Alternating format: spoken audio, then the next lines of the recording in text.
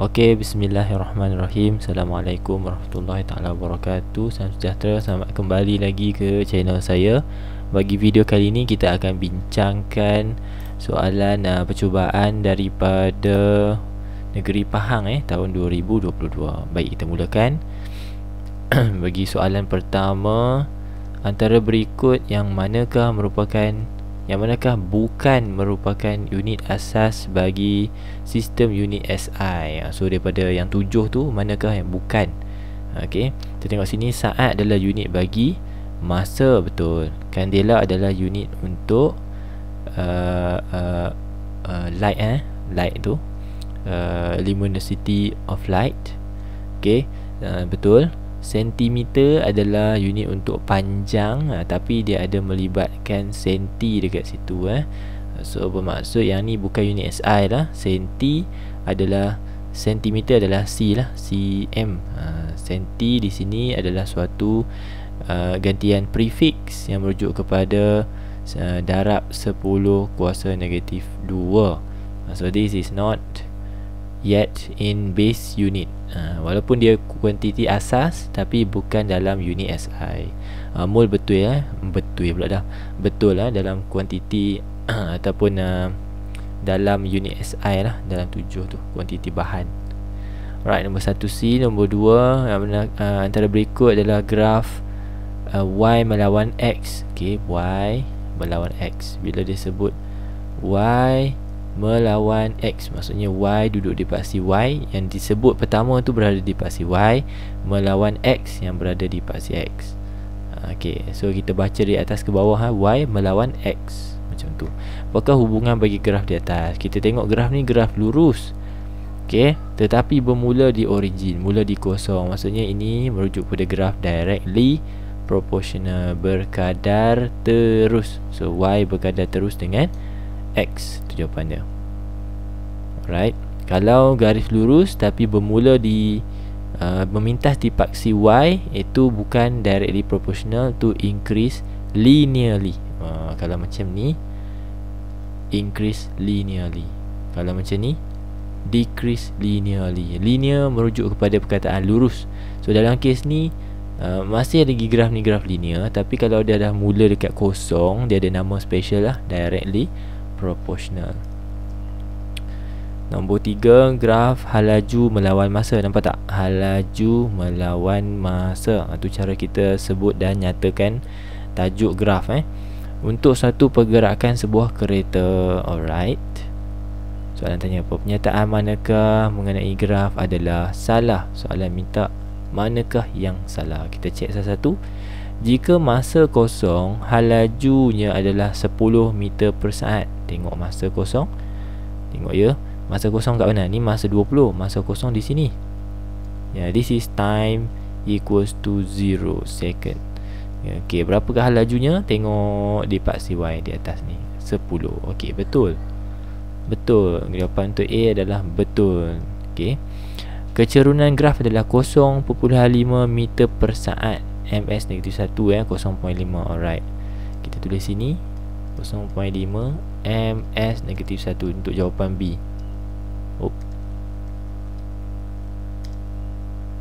Okey, kita cek macam mana kita cari kecerunan. Kecerunan dicari menggunakan formula beza di paksi Y bahagi dengan beza di paksi X, ataupun detail lagi, dia ada Y2 tolak Y1 bahagi dengan X2 tolak X1, macam tu. Okey, sorry kalau ada bunyi dengung yang awal tadi. Sorry, saya lupa tutup power supply saya punya adapter komputer ni lah. Okey, harap lebih jelas. Jelas ke? Sekejap, saya double check. Okey, hopefully. Alright, jadi untuk bahagian ni kita tengok beza di paksi Y. Beza di paksi Y adalah 20 tolak 10. Okay, kita cari di titik ni lah. 20 tolak 10, kita dapat 10 bahagi dengan 20 di paksi X. 20 tolak 0, 20. So 10 bahagi 20, kita dapat 0.5. Okey, dari segi in magnitude wise, dari segi magnitude dah betul lah ni jawapan ni. Tapi cuba awak semak dulu to be sure the next part of the B answer needs you to verify the unit of the gradient. Kita kena tentukan betul ke gradient ni unit dia ms negatif 1.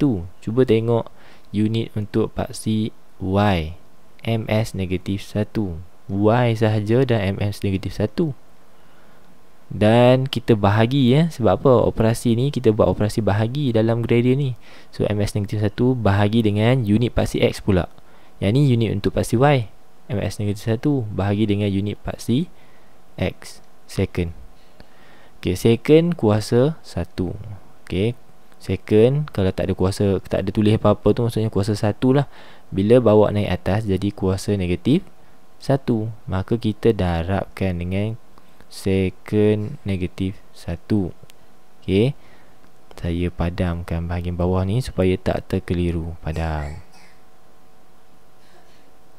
Okey, apa jadi? Okey, meter. Okey, masih lagi meter sebab tidak ada meter di bahagian kanan ni, tidak ada meter. Meter tak buat operasi apa-apa. Yang buat operasi adalah second negatif 1 dengan second negatif 1. Okey, so base yang sama, operasi darab kuasanya ditambah. Ni indices negatif 1 tambah negatif 1. Hutang 1 tambah dengan hutang lagi 1. So hutang 2. Sebenarnya bila dirujuk kepada unit, kepada gradient, they are not the same. Tak betul. Maka jawapan B adalah jawapan yang tak betul. Sebenarnya yang ni. Okey, sebenarnya yang ni. ms negatif 2. Magnitude dah betul, unit salah. Okey, so B lah salah. Just to make sure ataupun get more confidence, to gain more confidence of your answer just now, kita check C lah. V increases linearly to T. Kita tengok V increases linearly to T. Betul tak increases linearly? Betul lah, bermula di kosong. Kalau dia bermula di bermula di 10. Kalau bermula di kosong, tu jawapannya directly proportional. Tadi saya dah pesan dah, kalau mula di paksi y, increase linearly. Ni naik kan? Naik secara lurus. Linear means lurus. So betul. Okay, C betul. D, persamaan graf adalah V sama dengan 0.5T tambah 10. Okay, macam mana buat persamaan graf pelajar? Macam mana buat persamaan? Graf ni adalah graf linear, maka kita akan pakai formula untuk linear graph. Y sama dengan mx tambah c. Okey, so kita gantikan. Nak ganti apa? Y dengan x ni kita ganti dulu. Macam mana kita nak gantikan? Y kita gantikan apa yang terlabel di paksi y, iaitu v. X kita gantikan apa yang terlabel di paksi x, iaitu T. Nampak ni, paksi X dia pakai T, ni paksi Y dia pakai V. Okey, kita letak tanda sama dengan M. Kita letakkan gradient yang telah kita kira. Berapa nilai gradient kita tadi? 0.5 tanpa unit, sebab dalam persamaan tak perlu ada unit. Okey, tambah C. C ni apa? C adalah pintasan pada paksi Y, Y intercept. Tengok ni, graf awak memintas di mana? Di 10. That is your C value lah, 10. So V sama dengan 0.5T tambah 10. Cuba cek, V sama dengan 0.5T tambah 10. Okey, betul. So there you go. Jawapan awak adalah B untuk nombor 3. Right, nombor 3, nombor 4. Raja menunjukkan 2 biji durian jatuh serentak tetapi berbeza saiz. Mengapakah durian besar itu sampai ke tanah dahulu? Ini free fall Okay, so go through. Awak kalau nak pause, nak tengok pilihan jawapan, nak pause, boleh pause sekarang. Okay, saya akan directly bagi jawapan kerana nak pendekkan sikit masa video ni. Okay, tak adalah panjang sampai sejam lebih kan. Alright, number 4 adalah D. Kerana daya graviti yang bertindak ke atas durian besar dapat mengatasi rintangan udara lebih daripada daya graviti yang bertindak ke atas durian kecil. Okey, sekarang ni kedua-dua durian ditarik dengan nilai pecutan graviti yang sama, iaitu 9.1 81 ms negatif 2. Because this is occurring at Earth, everything that have mass for sure will have weight. Okay, semua yang ada jisim pasti akan ada berat. Okay, tetapi walaupun semua objek ditarik dengan pecutan yang sama, okay, saiz durian yang besar ini menyebabkan rintangan udaranya jadi lebih berat. Menurut soalan D, jawapan D, daya graviti yang bertindak ke atas durian besar dapat mengatasi daya rintangan udara lebih daripada daya graviti yang bertindak ke atas durian kecil. Walaupun saiz dia besar, tapi dia sampai dulu. Okay, sampai dulu ke bawah. Kenapa? Sebab disebabkan durian itu lebih berat, maka ia dapat mengatasi the resistance ataupun air resistance, rintangan udara, lebih baik daripada yang kecil. Lepas tu dia sampai dulu. Okay, tapi kalau soalan tanya berapakah nilai pecutan kedua-duanya, adalah sama. Nilai pecutan sama, cuma berat durian tersebut mempengaruhi bagaimana dia dapat mengatasi rintangan udara tersebut.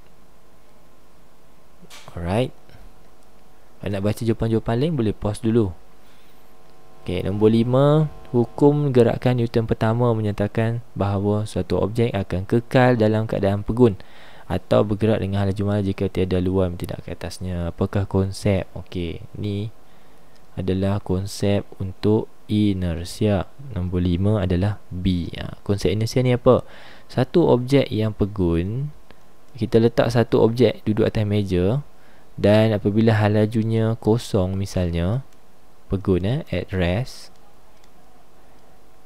dan awak biarkan objek itu tanpa mengalami apa-apa daya, tak ada orang tolak, tak ada orang tarik, tak ada orang sengitkan meja tu, maka kotak ini akan terus kekal di atas meja, pegun di atas meja.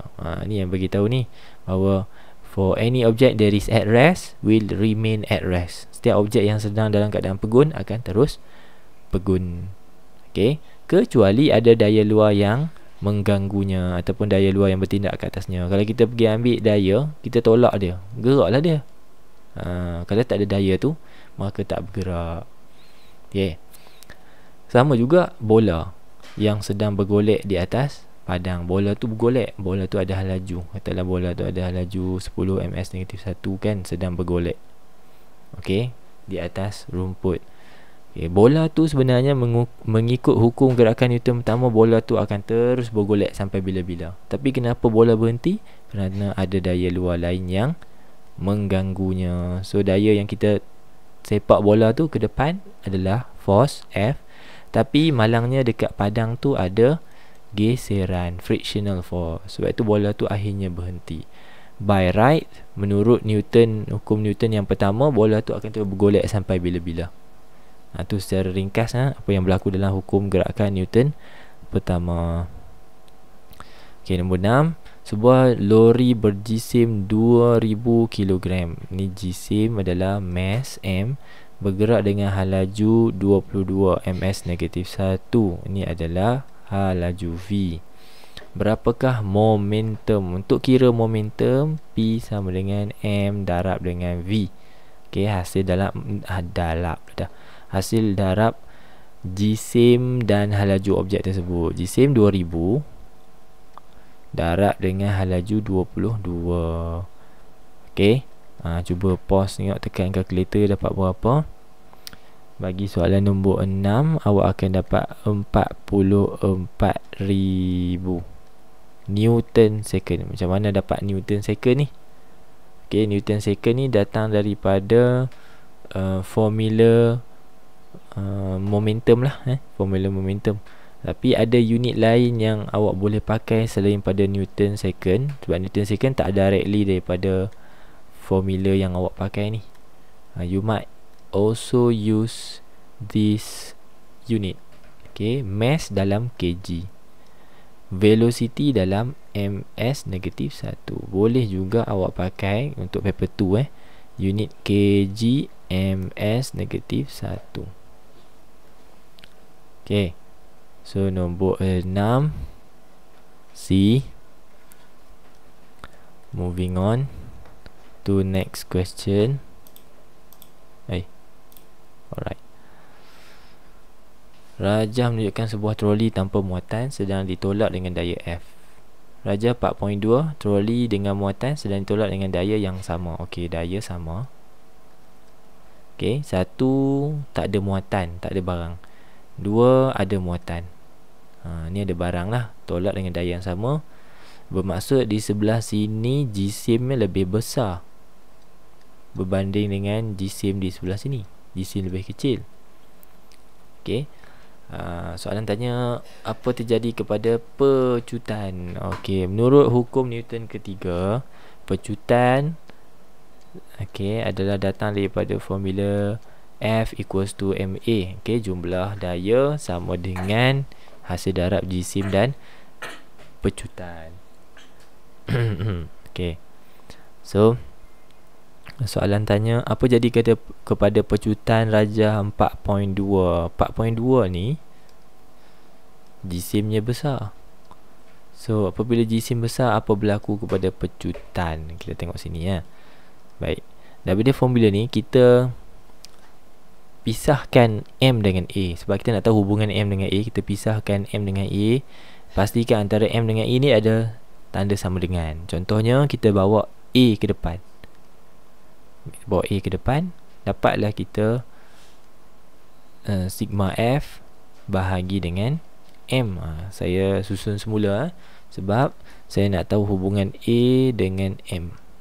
Pastikan di antara A dengan M, benda yang kita nak tahu hubungan tu kita letak ataupun ada tanda sama dengan. Okay.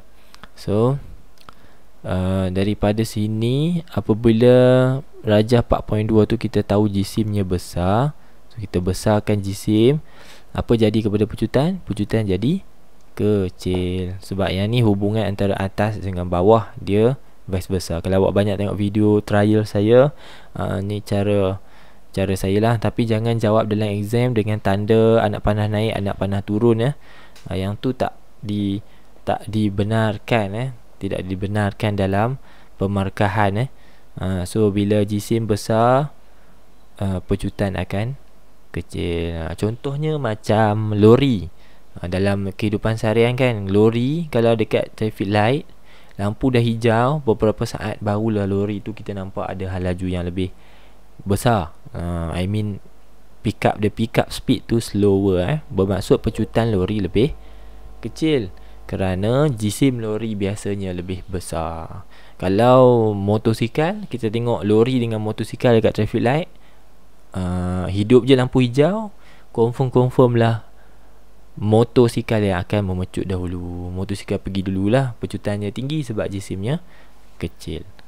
Okay. Kalau lori yang pecut dulu berbanding dengan motosikal tadi, kena check balik apa jadi kat pemandu lori tu apa dia buat.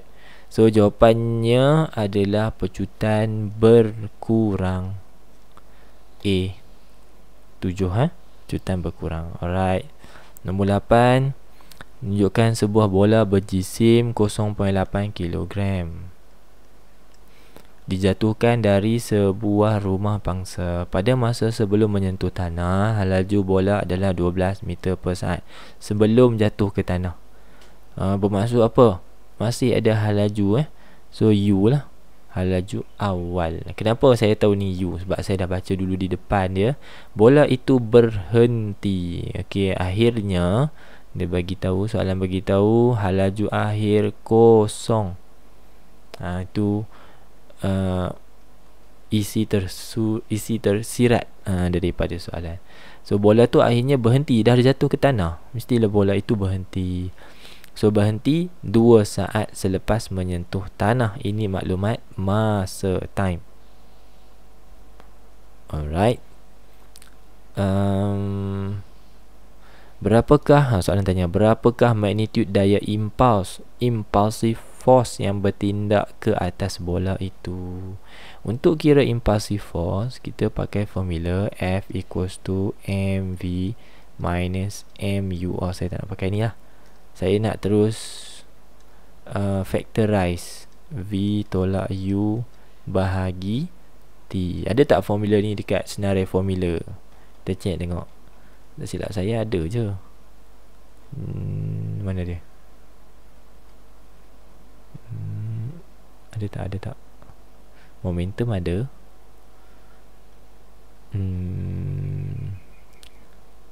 Tak sure rasanya. Rasa je macam ada, tapi tak ada Impulsive force. Tak ada. So alert okay, tak ada. Tidak ada dalam senarai formula untuk impulsive force. Simple je pun kan. Dah belajar 2 tahun dah. 2 tahun lebih ni. Takkan tak boleh hafal lagi. So jisim 0.8. Okay, halaju akhir 0 tolak halaju awal 12. Alright. Bahagi dengan time masa 2. Alright. So tekan calculator lah daripada sini. Sekejap, saya pun nak tekan calculator juga. Tapi awak tak nampak ni kan. Saya tak visible kan calculator saya ni. Saya tak sure awak nampak ke tak. Tak nampak. Okay, tak apa. 0.8 darab 12 negatif 12 bahagi 2. Okey, 4.8. Saya dapat 4.8 Newton. Macam mana saya boleh tahu 4.8 Newton ni? Sebab impulsive force adalah sejenis force, salah satu contoh daya. So mestilah berakhir dengan unit daya juga, daya dalam Newton. So B. 8 adalah B. 9. Seorang angkasawan yang memakai suit angkasawan semasa menurun ke bulan. Okey, jisim suit angkasawan bumi adalah 60.25. Jisim suit dia saja 60.25. Yang ni jisim lah. Okey. Jika kekuatan medan graviti bulan kira kekuatan medan graviti bulan. Jika kekuatan medan graviti bulan adalah 1/6 daripada 1/6 daripada kekuatan medan graviti bumi. Okey, kira calculate the strength of gravity. Nak kira G lah. Kekuatan medan graviti di bulan. Okey, macam mana nak kira tu? Alright. Diberi kat sini jisim suit angkasawan. Kita tulis dulu, kita establish dulu bahawa kalau nak kira berat, kita akan darabkan jisim dengan kekuatan medan graviti, gravitational field strength. Okey. So dekat bumi, kita kira dulu dekat bumi, jisim suit angkasawan bumi adalah 60.25. Okey. Jisim, maka beratnya. Okey, tak apa. So we work from here. Kita kira untuk di berat di bumi dulu. Jisim suit itu adalah 60.25. Dia tak bagi jisim angkasawan kan. Dia bagi jisim bumi saja. Okey, 60.25 kita darab dengan G di bumi 9.81. G di bumi kita tahu 9.81. Masuk tak tulisan saya dalam tu? Masuk Okey. So darab dulu. Saya pun kena darab kat ni. 60.25 darab dengan 9.81. Okey, maka kita dapatlah berat suit ini di bumi 591.05. 591.0525. Betul, 0525. Okey, 0525 Newton. Ini berat suit di bumi. Kita diberi maklumat bahawa berat suit di bulan, M ni moon di bulan, adalah 1/6 daripada berat suit ini di bumi. So kita kira berat dulu. Kita kira berat suit ni di bulan. Okey, 1/6 kita darab dengan jawapan kita tu, 591.0525. Baru kita dapat berat suit di bulan. Kita tengok berapa. Maksudnya bahagi 6 lah. Answer kita bahagi 6. Dapat jawapannya 98.50 508.508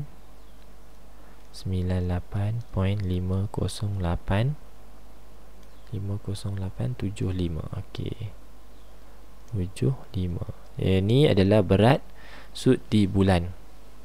Daripada berat formula berat sud di bulan ni, kita akan guna balik semula formula mg ni untuk dapatkan g. Okey. Panjang soalan ni. So W on the moon equals to mass on the mass darab dengan G on the moon lah. Mass tak berubah kan. Okay, yang ni kita nak cari ni. We have come to the final step. Alright, berat di bulan adalah 98.50875 sama dengan jisim dia. Kita ambil jisim balik sebab jisim tak pernah berubah. Jisim sud dekat bulan dengan jisim sud di bumi adalah sama. Sebab tu kita ambil maklumat ni juga. Jisim. Okey, 60.25. 60.25 darab dengan G di bulan. Apa jadi adalah G di bulan sebenarnya adalah 98.50875 bahagi 60.25. Kita bahagi balik. Bahagi 60.25. Okey, betul-betul lah dapat jawapan. Tak dapat ni kantoi ni. Okey. Dia suruh kira apa ni?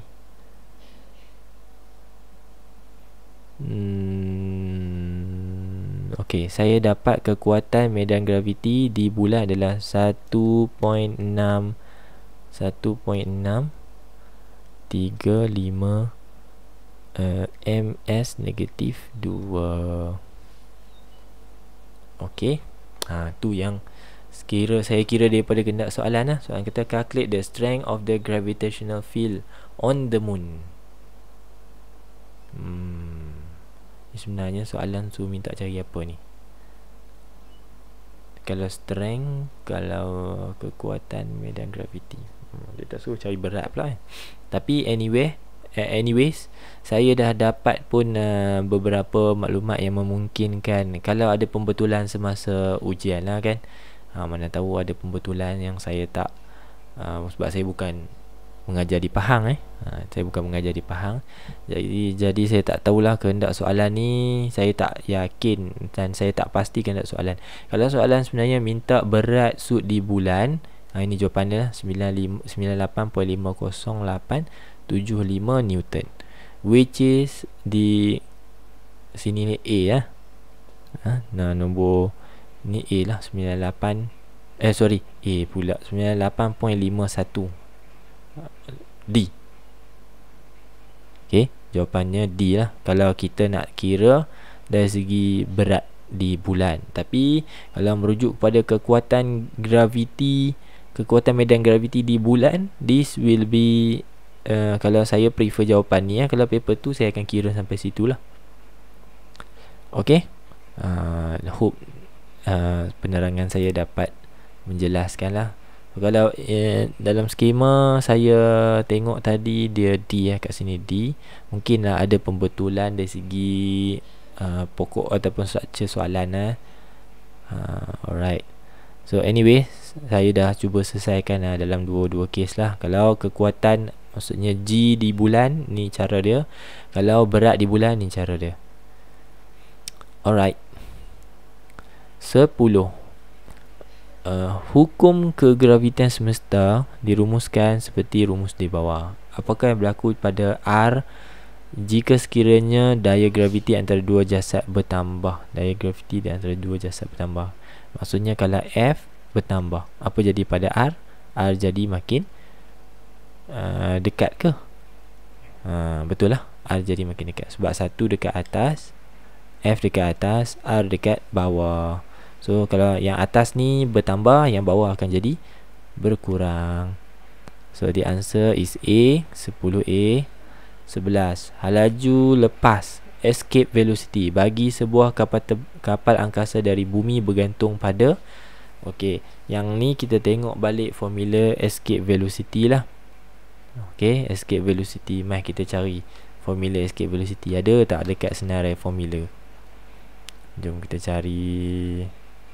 Okey, daripada bahagian gravitation ke gravitian, kita cari formula escape velocity. Okey, so formula escape velocity adalah this one. Ada silap saya yang ni harap saya tak salah lah. Salah naya ni sebab ada 2 V kat sini tak silap saya. Let me check first. Sementara saya dalam video ni lagi, saya check dulu. Sekarang saya terbagi maklumat salah. Biasalah, saya pun manusia. Let me check first. Ada 2 tak ada 2. Form 4, masih lagi form 4 gravitation. Awak nampak tak yang saya tengah buka ni? Saya rasa awak boleh nampak kan? Lagi cantik kalau awak boleh nampak. Nampak? Oh, nampak. Okay. Gravitation nampak chapter 4 pula. Chapter 3. Tengok chapter 3. Chapter 3.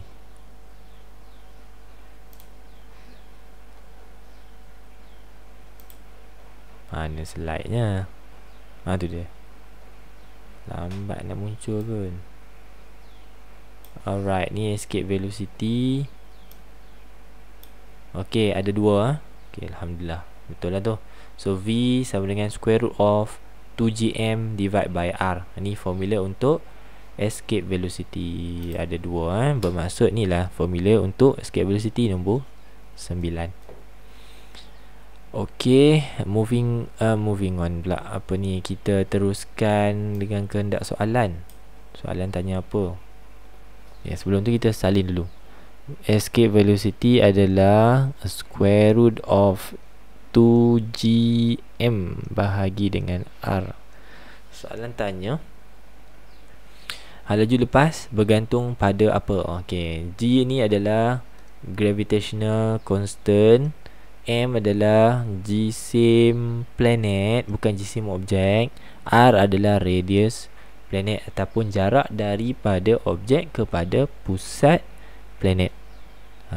Okay. Ada tak melibatkan saiz kapal angkasa? Tak ada. Ada tak melibatkan jisim kapal angkasa? Salah. Bukan jisim di sini, bukan jisim kapal. Jisim di sini adalah jisim planet. Ataupun kalau duduk kat planet lah. Kalau bulan, jisim bulan. Bulan tu yang menyebabkan berlakunya ataupun yang limitkan laju mana awak kena pergi sebelum awak berjaya terlepas daripada ruangan dia tu. So bukan jisim kapal, salah. C, jumlah jisim kapal angkasa dan bumi. Salah. Kapal angkasa tak terlibat, jisim dia tak terlibat, salah. So the answer adalah D, the height of the spaceship from the earth surface. So kalau ni bumi, okay, ini roket, tu roket dia. So jarak daripada roket tu sampailah ke pusat bumi, that will be your R. Itu masuk soalan 11. Oi, hujan ke sini. Tiba-tiba hujan hujan rahmat. Alright. 11 jawapannya dadu. 12, apakah konsep yang digunakan dalam pengukuran suhu kopi menggunakan termometer? Dahsyat. Ini bukan kaleng-kaleng punya orang ni. Orang kaya ni yang sukat suhu kopi guna termometer. Hebat. Biasa orang pegang-pegang je kan. Tapi hebat ni dah belajar fizik kan. Sampai beli termometer selam dalam kopi. Nevertheless, konsep yang terlibat adalah thermal equilibrium. Kenapa? Kalau dalam kopi tu ada air yang panas, bermaksud suhunya tinggi. Okay, let's say air tu baru ambil daripada air yang baru lepas mendidih lah, katalah 90 darjah Celsius air tu kita masukkan termometer. Termometer pula baru je keluar daripada amari. Baru keluar daripada amari kan. Mungkinlah suhu dia menyamai suhu bilik ataupun sedikit tinggi lah. bukan segi tinggi, maksudnya dalam let's say 32 darjah Celsius. So both of them have different initial temperature, mempunyai suhu awal yang berbeza. Satu panas, satu sejuk. Akhirnya berlaku pemindahan haba daripada termometer kepada air panas, dan juga daripada air panas ke termometer. After some time, lepas satu jangka masa, akhirnya kedua-duanya mempunyai suhu akhir yang sama. Katalah termometer ni selepas beberapa ketika, termometer ni membaca suhu 88 darjah Celsius. Bermaksud sekarang air tu betul lah 88 darjah Celsius, dengan syarat berlaku selepas beberapa ketika, after some time. Kenapa kita nak allow some time untuk berlaku? Kenapa kita tak celuk termometer baca terus? Tak boleh, sebab pemindahan haba sedang berlaku, dan suhu akhir mereka belum lagi sama. So kita kena tunggu sekejap lah. Tunggu sekejap, nanti ada perubahan suhu yang berlaku dekat termometer. Dia naik, lepas tu awak tengok suhu dah tak naik-naik dah. Dah tak naik dah, sampai situ je maksimum. Berlakulah apa dipanggil sebagai thermal equilibrium. So kita boleh conclude bahawa suhu air, suhu termometer sudah pun menyamai dengan suhu air. Ingat after some time, selepas beberapa ketika, to allow the heat transfer to be done. Okay, 13. Rajah menunjukkan lengkung pemanasan bagi satu bahan pepejal. Ni berlaku pemanasan ni. Macam mana tahu yang ni lengkung pemanasan? Kita tengok suhu. Suhu meningkat tu, daripada bawah kosong meningkat naik ke atas kosong. Maksudnya berlaku peningkatan suhu dan pemanasan. Adakah itu kilat? Kat luar ni nampak berkelip macam kilat ni. Okey, pada peringkat Y, haba diserap oleh objek adalah haba yang diserap oleh objek. Okey, mana Y? Di Y. Okey, tengoklah bahagian pada Y ni. Pada bahagian Y tidak ada perubahan suhu. Delta theta sama dengan 0 darjah Celsius. Tidak ada perubahan suhu. Okey, apabila tidak ada perubahan suhu, awak belajar dalam tajuk haba, ini dipanggil sebagai specific latent heat. Haba pendam. Latent means pendam. Kenapa kita panggil dia pendam? Sebab haba sepatutnya meningkatkan suhu. Dengar, kalau kita panaskan satu objek, sepatutnya suhu dia meningkat. Then we know that berlakunya pemanasan lah, sebab kita nampak suhunya meningkat. Tapi dalam kes ni, walaupun pemanasan terus berlaku, tidak ada perubahan suhu, maka kita panggil sebenarnya haba yang sedang berlaku di sini adalah haba pendam, kerana kita tak nampak perubahan suhu. So kalau saya ada pendam perasaan dekat siapa-siapa, dia perasan tak yang saya contohlah, saya tak puas hati dekat kawan tu, tapi saya pendam. Kawan tu dia tahu tak saya tak puas hati? Dia mesti tak tahu, sebab saya pendam, saya tak cerita kat dia. So itu maksud di situ pendam. It is latent heat. So latent heat dalam kes ni mungkin jawapan dia C, mungkin jawapannya D. Okay, tu kita dah down to the final answer lah. Mungkin C, mungkin D kan, sebab dua-dua latent heat.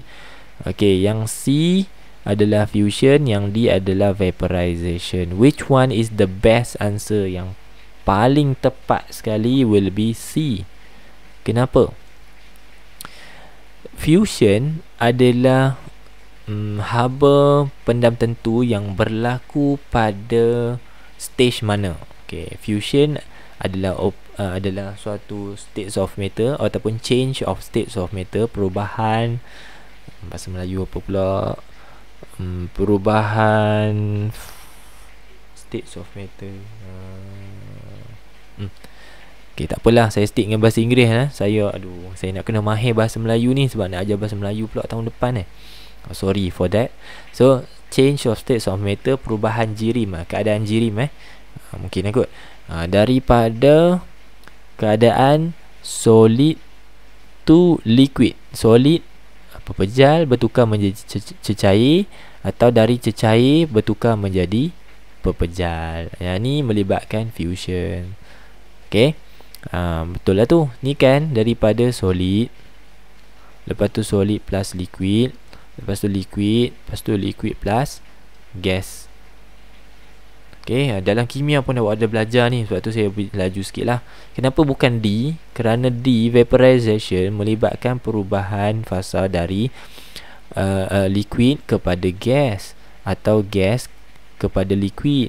So yang itu adalah bahagian sini, bahagian W. Bahagian W. Okey. Right, 13C. 14. Suatu gas berjisim tetap pada tekanan malar mempunyai isi padu 3V. Okey, isi padu V, kita ambil V1 lah ni, pada suhu 45 darjah Celsius. Kita dah boleh agak lah. Kat sini adalah di bawah tajuk gas law. So we might as well convert terus kepada Kelvin, kepada unit kepada absolute temperature lah, suhu mutlak. Macam mana nak tukar suhu mutlak? Kita ambil suhu yang diberi dalam degree Celsius, kita tambah dengan 273. Okey, kita tambah dan tulis siap-siap. Nanti kita lupa benda yang kita tangguh-tangguh. Biasa memang kita lupa lah kan. 45 tambah 273, 318 Kelvin. Selesai. Okey, so kita ada V1, T1. Sekiranya gas itu mengembang menjadi isi padu 6V. Okey, ni dia bagi V2. Berapakah suhu gas itu sekarang? Baik, V dengan T adalah hukum Charles. Saya tak payah tanya awak kan. Kalau awak nak teka-teka, awak pause dululah video kan. Okey, ni hukum Charles. Betul, awak selesaikan, kemudian baru awak play. Awak tengok saya selesaikan macam mana, cara awak selesaikan macam mana, tally tak tally, dapat tak dapat kan, mana lebih mudah. Okey, macam tu lah guna video ni kena pandai. Jangan awak dengar je sepanjang-panjang, awak dengar salin tidak, hafal tidak. Okey, so V1 bahagi T1 formulanya sama dengan V2 bahagi T2. Inilah formula untuk hukum Charles. So V1 kita ganti. Jangan takut bila dia letak V tu, awak pun letaklah V tu sekali. Awak jangan takut pula bila tengok huruf-huruf tu, awak pula jadi fobia. Okay, 318 sama dengan V2. Berapa V2 tadi? 6V. Tak apa, nanti confirm boleh cancel lah ni. Bahagi dengan T2. T2 lah yang kita nak cari, tuan-tuan, puan-puan, bakal-bakal engineer, bakal-bakal doktor, bakal-bakal cikgu semua yang tengah dengar video ni. I mean you student lah. Satu hari awak akan jadi someone lah kan.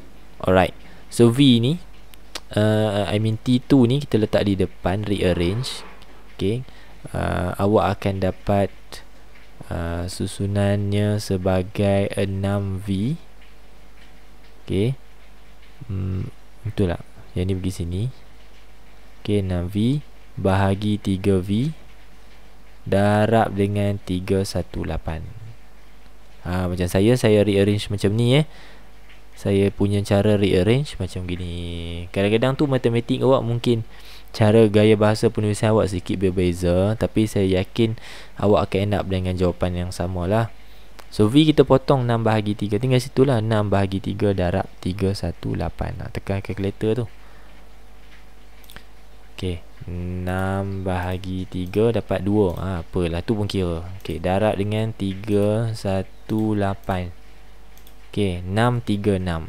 So kita dapat 636 Kelvin. Kita bawa bertenang dulu, kerana kalau awak tak tenang, awak dah gelabah kat situ dah. Awak tengok, ish, besar jawapan aku ni. Dah kenapa highlighter saya tak hidup ni? Okay, 636. Tengok kat pilihan jawapan, alamak tak ada jawapan. Bawa bertenang kejap. Tengok pilihan jawapan awak semua dalam unit darjah Celsius. Sekarang ni yang awak dapat dalam Kelvin.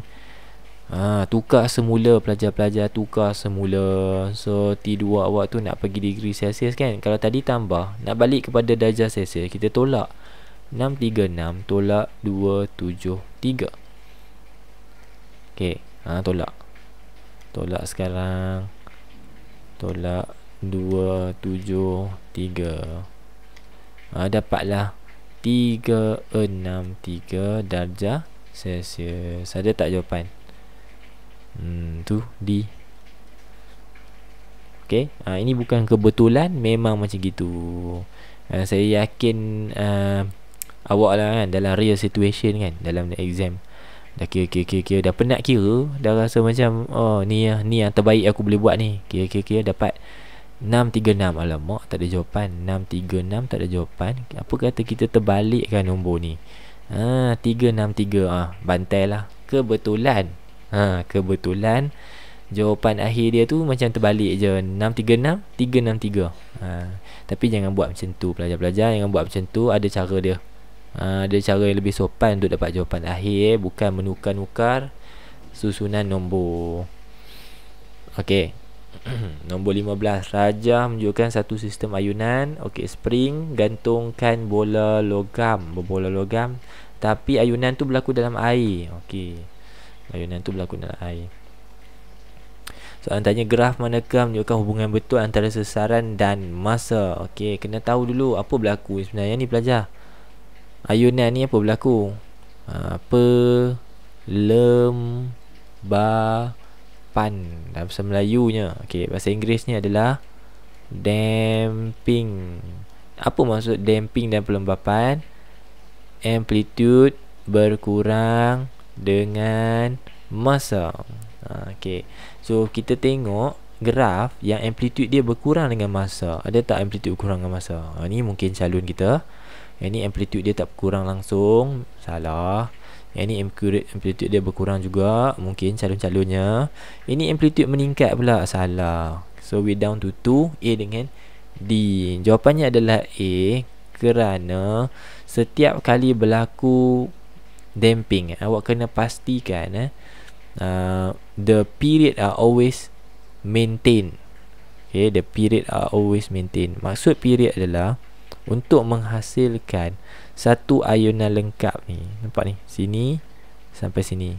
Ni satu ayunan lengkap bentuk S tu. Okey, kita tengok satu ayunan lengkap yang kedua, ayunan lengkap yang kedua. Dari saya buat warna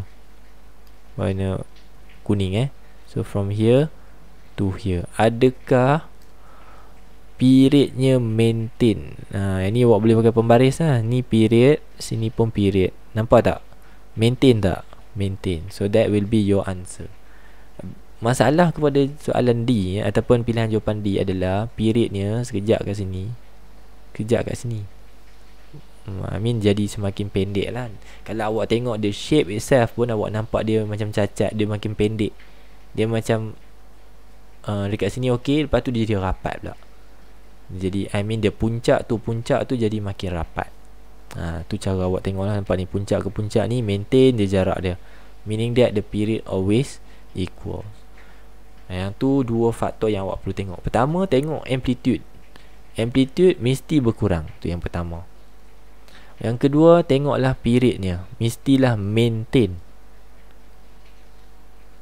Period tak boleh berubah dalam damping tu.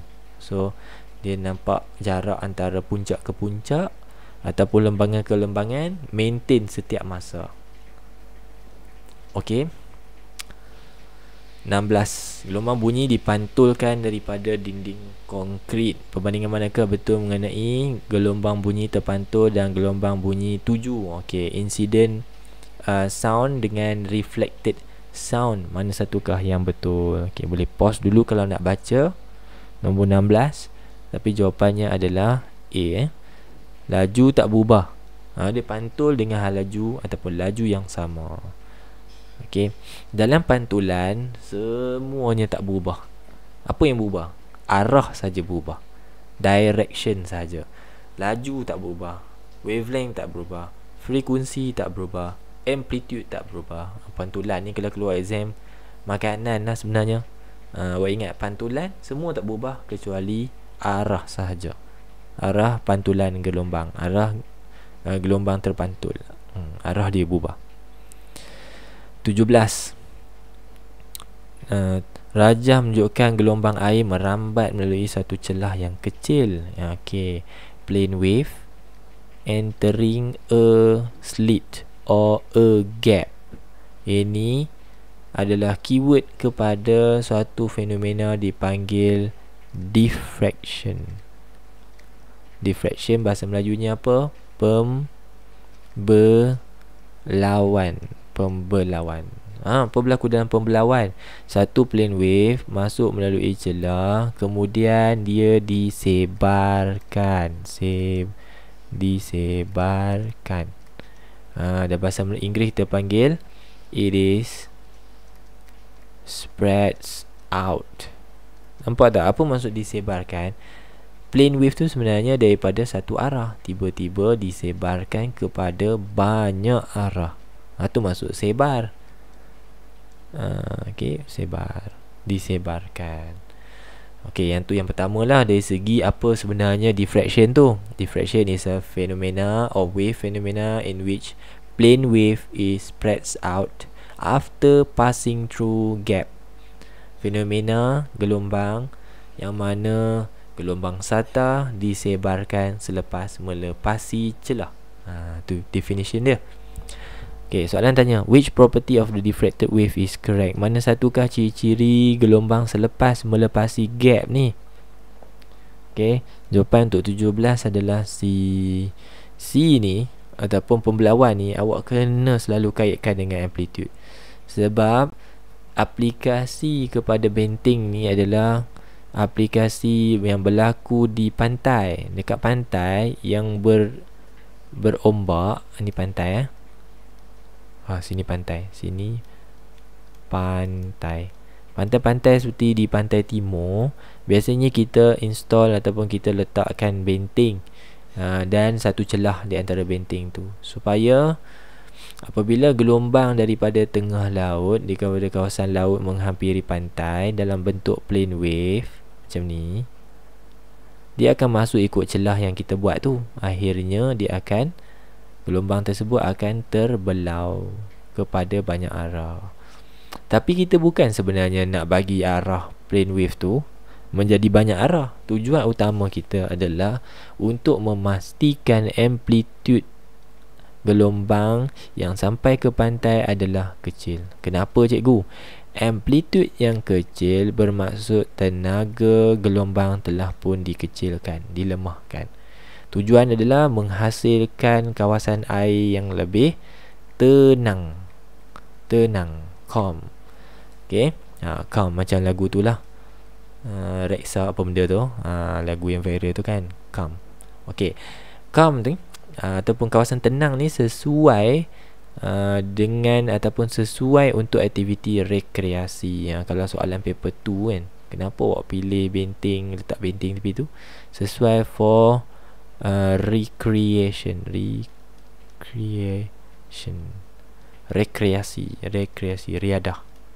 rekreasi. Betul ke ejaan saya tu? Kalau salah betulkan kat komen.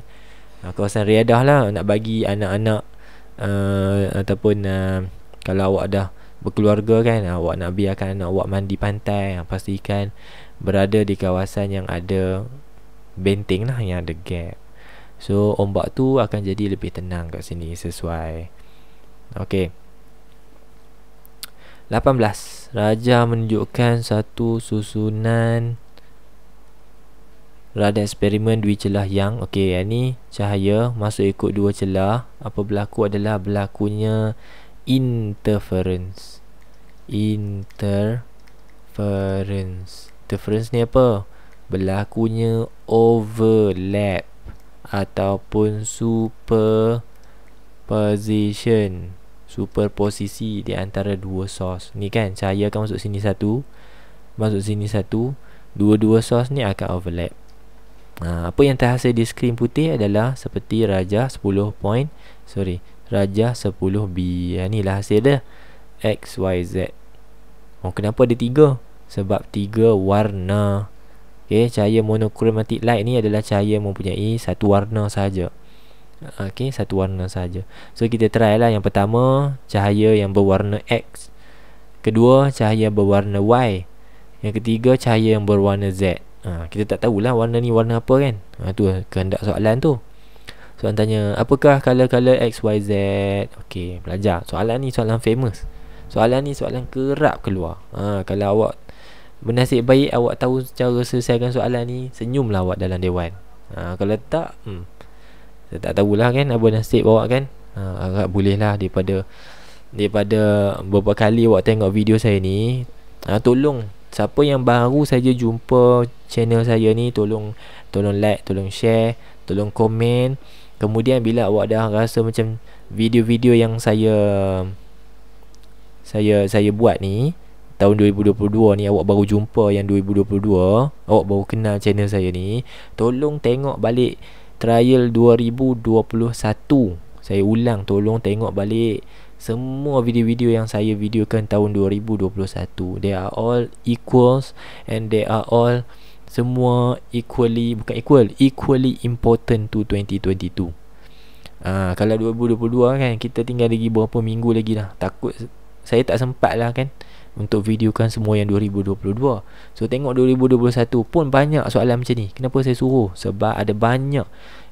Lagi Kelantan awak jumpa yang ni, Terengganu awak jumpa ni juga, lepas tu awak pergi Melaka jumpa soalan macam ni juga. Tapi sayangnya kalau awak tak tengok, berkemungkinan awak gagal jawab soalan jenis macam ni. Okay, tu pesanan saya lah ni. Alright, balik kepada soalan. Okay, kita kalau dapat macam ni, pelajar-pelajar, tolong tandakan bahagian X. Apakah bahagian X? X adalah jarak daripada bright to the next bright fringes. Jarak di antara dua jalur cerah ataupun dua jalur gelap. Okay, tandakan X. So kalau saya tanda sini, nak ambil yang tengah ni dengan tengah yang bersebelahan, tu X dia.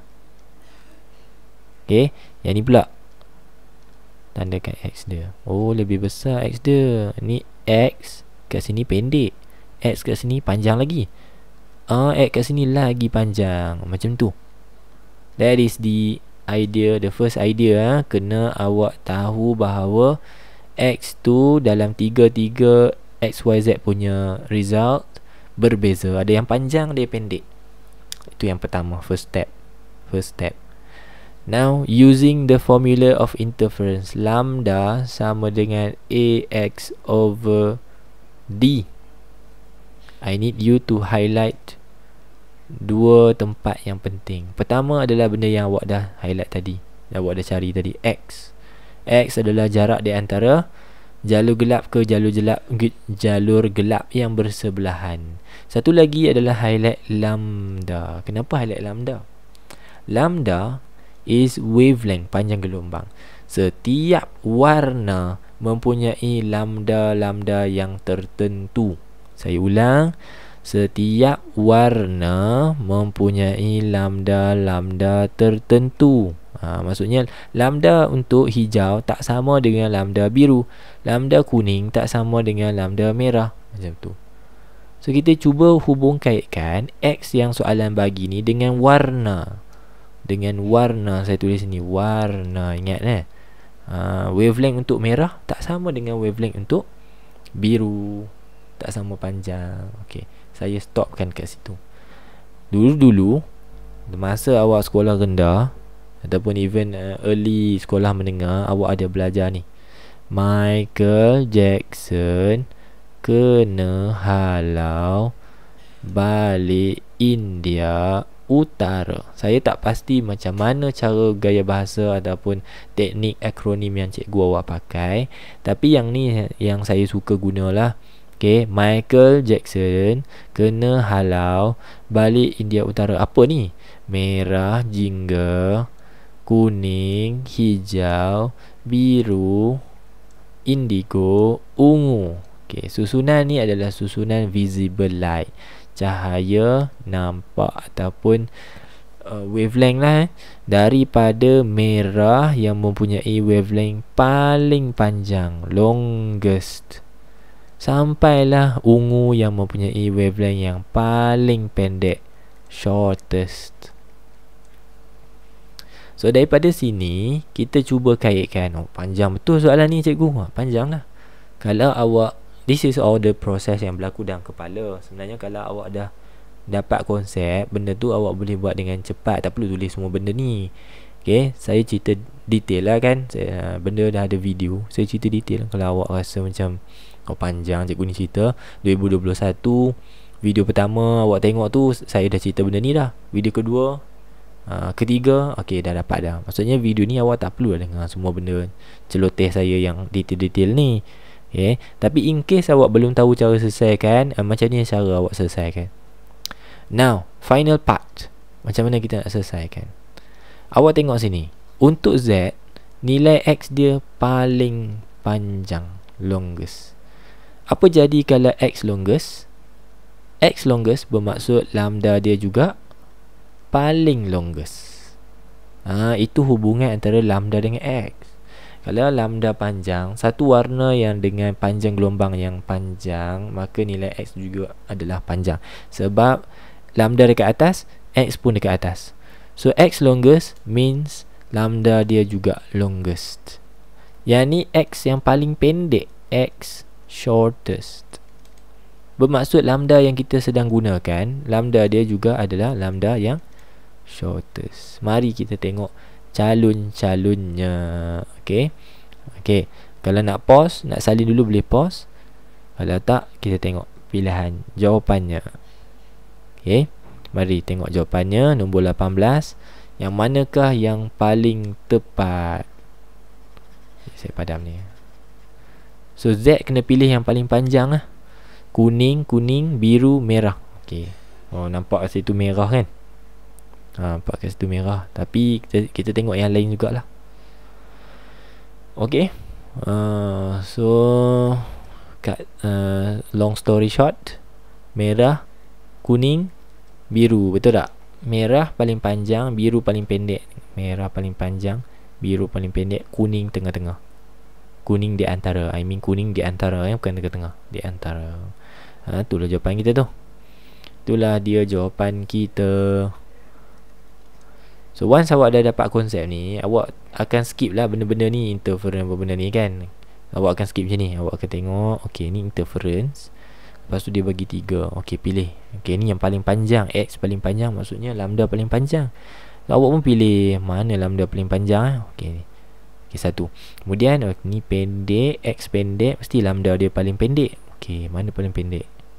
Okay, mana panjang mana pendek tu mesti ingat ni dululah. Michael Jackson kena halau balik India Utara. Merah, jingga, kuning, hijau, biru, indigo, ungu.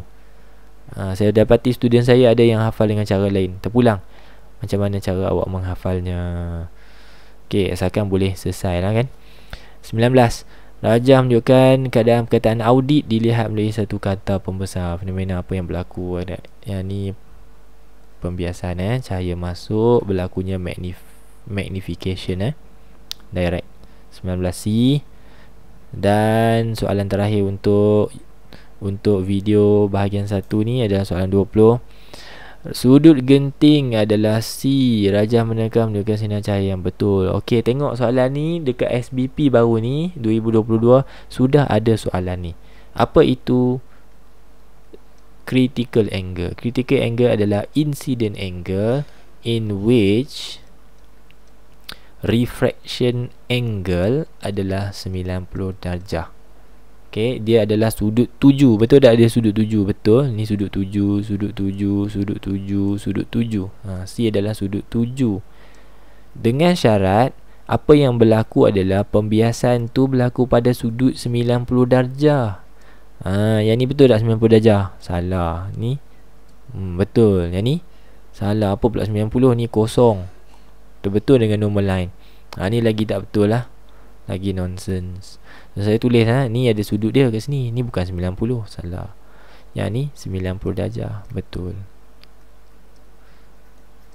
Okey, B adalah kosong, betul-betul dengan normal line. Mana ada sudut pembiasan adalah kosong. Okey, D nonsense lah. Mana ada pantulan macam gini. Okey, 20C. Alright, thank you very much. Pada yang komen, thank you. Ada yang komen pasal apa, kejap laju, kejap perlahan.